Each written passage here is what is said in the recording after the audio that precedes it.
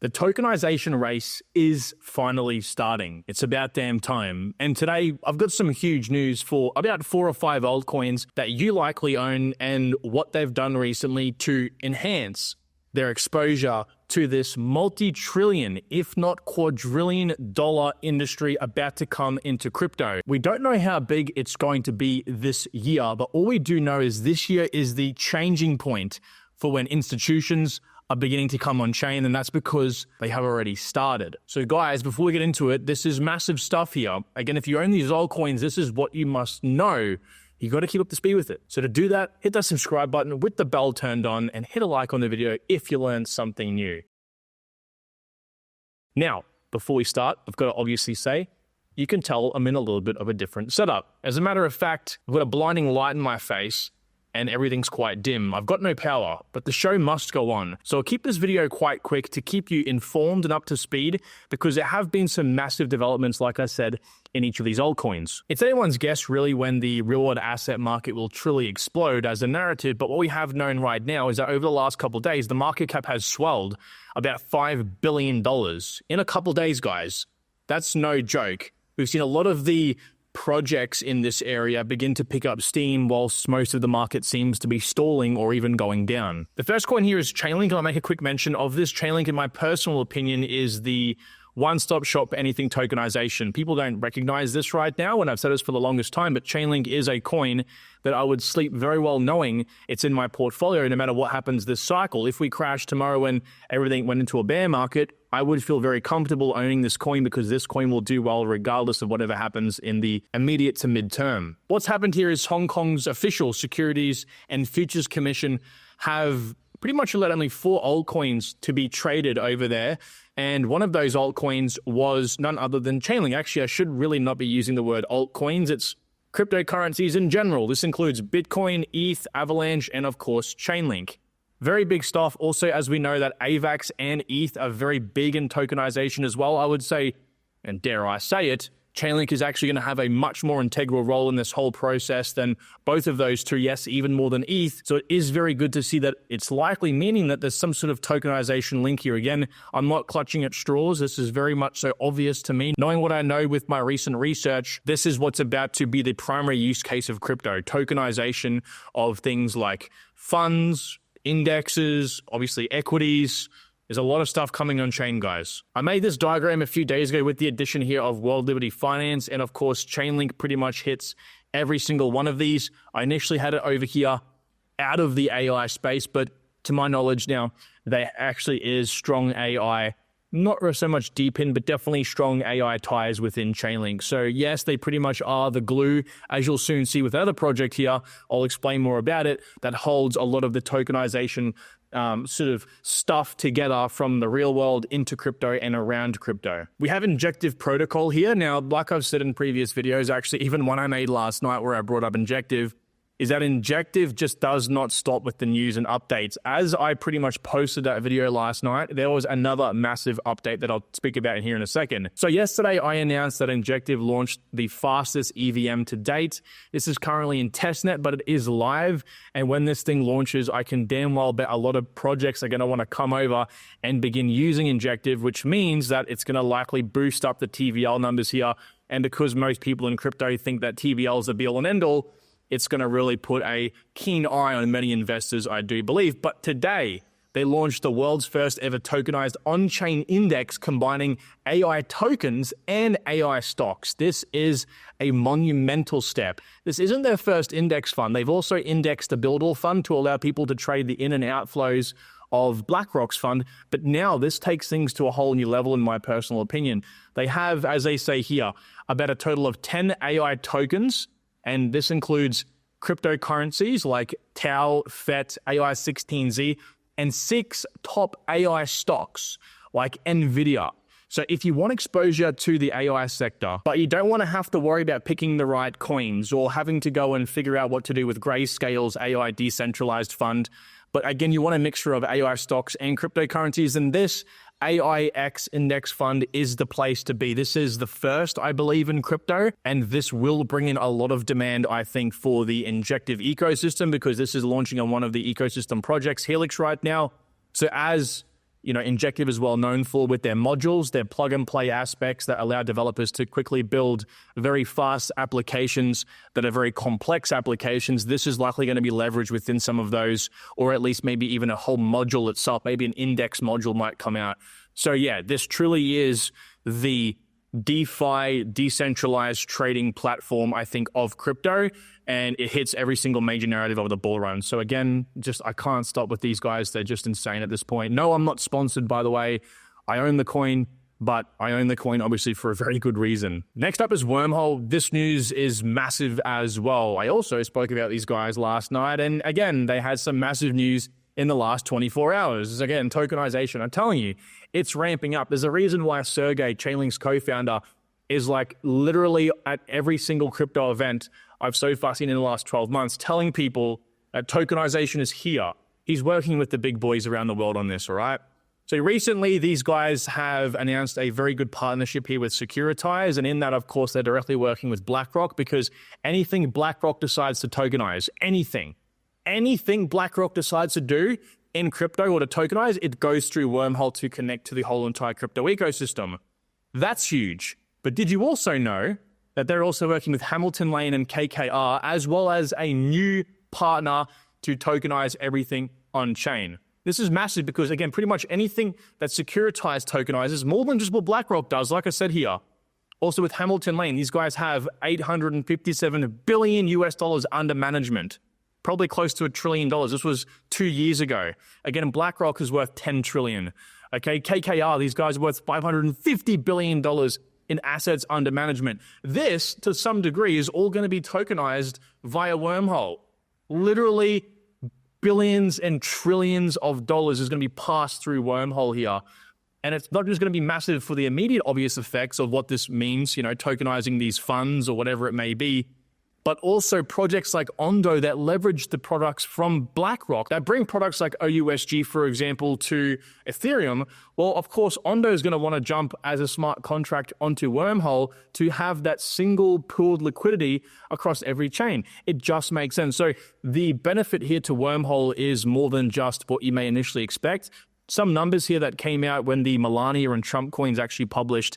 Of course, Wormhole is the de facto in and out of the Solana ecosystem as well. It's a massive benefit for these guys as well. And they processed billions of dollars worth of value on that day. 1.2 billion total volume came through on that day.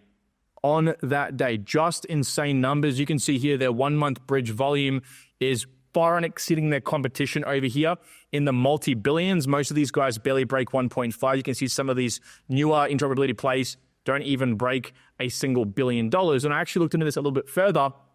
And in the last 24 hours, there was about $500 million in total volume traded, most of it actually inflowing into Arbitrum, Solana, and Base as well. And you can see here a lot of it flowing out of Ethereum. But again, this is pro for Solana, which of course is pro for Wormhole. But you can see they were number 3 on this list here. So the last 24 hours, they processed $70 million, which was a big step up from place number 4. But again, pretty far behind number 1 here, which is Circle's cross-chain transfer protocol. So of course, you guys know Circle, this is USDC. So don't get me wrong, this is very big stuff indeed. I'm not too sure what's happening here with Hyperliquid. Maybe that has some connection to the large inflows with Arbitrum. But needless to say, Wormhole is a no-brainer. This definitely will pick up a lot here in this next 12 months as more projects from Securitize begin tokenizing on chain. But the massive news really comes from this partnership, like I said last night, where Wormhole confirmed that they are now working again via Securitize with Apollo. Apollo's asset under management is $512 billion. So they're in accumulation working with like $12 trillion in possible tokenized assets already. And that doesn't even include what is in the pipeline here. So this is massive, right? So Wormhole, as official interoperability provider for the Apollo Diversified Credit Securitized Fund, or ACRED for short, allows the first time for investors to access this particular fund through on-chain products and is initially available on all of these so-called networks. Okay, I've never even heard of Inc. on-chain before, but there you go. So of course, very, very big stuff. This came out in the last 24 hours, so I needed to tell you guys about it here. Things are heating up, and I think, as we'll soon see, the volume that comes in through Wormhole here will eclipse all of their major competitors like Layer Zero, which you can see here, compared to Wormhole's $70 million in the last 24 hours. is a measly $39,000. Now, I'm not here to pit up these two projects. Again, you might own Layer Zero, and I think they're much of a muchness, but obviously speaking, the institutions have picked Wormhole here for real-world assets into crypto. So that means something to me. And so, as someone who wants to be involved with RWA in a much deeper extent, because I do think it's neck and neck with AI for the top narratives of the bull run, it's a no-brainer to move further into this with a choice of Wormhole, as well as the Solana ecosystem as well. The way this all works is basically whatever Securitize decides to tokenize, whether it's BlackRock, institution, other asset managers like I've showed you here with Apollo, Hamilton Lane, and so on, this all gets tokenized on Securitize. Any fund they create, this can be billions or trillions, and then it goes through Wormhole, and Wormhole connects it elsewhere. The more chains that Wormhole brings onto these products obviously means that the more the applications on those products, like for example, an application on Hedera, for example, might rely on Wormhole for that product to be actually available, which just means that Wormhole will always be a necessity in the eyes of the ecosystem as a whole. But like I said, Chainlink pretty much does all of this in one.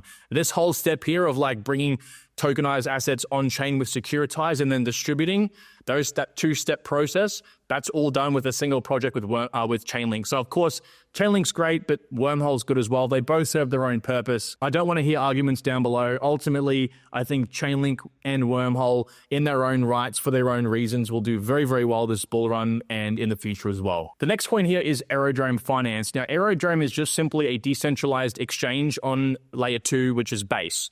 Now, this isn't directly tied, of course, to tokenization, but I'm going to, maybe you could say clutch at straws here and say it actually does, because there is no Base token, which means all of the speculation that does come through Base with institutional demand and tokenization will likely be absorbed by Aerodrome. That's my 2 cents. Okay, because it just makes a lot of sense. So in my opinion, you're doubling into a great ecosystem narrative, which is Base. They're also in the major DEX that also has some pretty big updates as well. And of course, it's pro-tokenization in general. So these guys just announced that their fees in the last epoch surpassed 6.5 million. Remember, this all goes back to token holders. Well, voted escrow token holders, which are the guys that stake up their Aerodrome in the protocol itself. The volume was just shy of 6 billion, making this the 12th in a row month of surpassing $5 billion worth of epoch volume, which is just massive. These guys continue to grow and grow and grow. We can see here the largest market maker in crypto that Binance and Coinbase are using, apparently, to manipulate the market to hold things down for a little bit longer here. That's how big they are. Have actually bought up a whole bunch of Aerodrome tokens. Yes, bought them off the market and are staking them. So that means that, of course, Wintermute has long-term growth, foresight here for Aerodrome. This tells me they won't pump the coin astronomically, because the idea of locking your tokens up for staking rewards is to do so for a long period of time, or as long as you possibly can. But this means steady growth, I do believe, as well. So you can see here, as they say, the AMM, which is, of course, Aerodrome, has consistently captured over 50% of Base's, DEX's TVL. So it's the central hub of the entire ecosystem. Not just them, but of course, Aerodrome themselves have actually bought back 1.5 million Aero tokens and have also staked them as well for the Aerodrome Public Goods Fund. So, guys, what more could you want? The revenue created here from these guys will likely go back into the protocol development.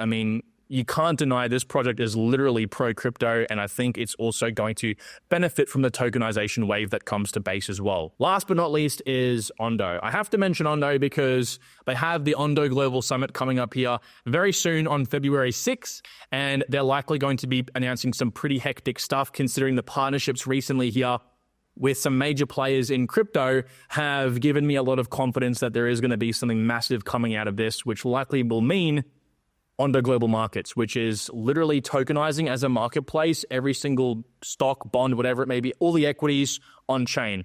The way I've said this multiple times is that I see that Ondo is kind of like the marketplace for all of this, whereas projects like Chainlink, you can see here one of the speakers being Sergey, the co-founder himself, kind of like providing the infrastructure on the back end. You can see Franklin Templeton providing things like products. This is where these big players will come in as well. So, if we think that Wormhole's massive, this is going to be massive as well. We also have representatives over here from Fidelity, BNY Mellon, and BlackRock. There are more as well, but I do want to also point out DTCC. These guys are the settlement and clearing layer for everything that passes through the financial system in the United States. These guys process quadrillions of dollars every year, and we have their head of digital assets going. So, of course, you kind of need these guys to offer the product Ondo's offering. So it makes sense that all the right people are coming to this event. There's also, rumors, and I don't want to say rumors, I guess it's speculation, because Binance is actually buying up Ondo tokens on chain.